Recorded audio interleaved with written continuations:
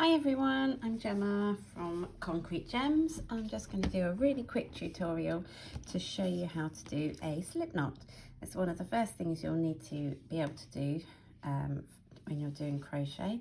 So I'm using Paintbox Yarns Simply Chunky with a 6mm crochet hook.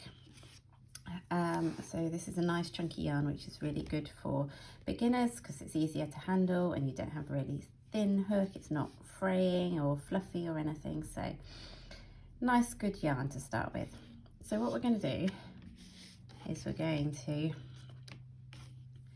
make a 6 with your yarn.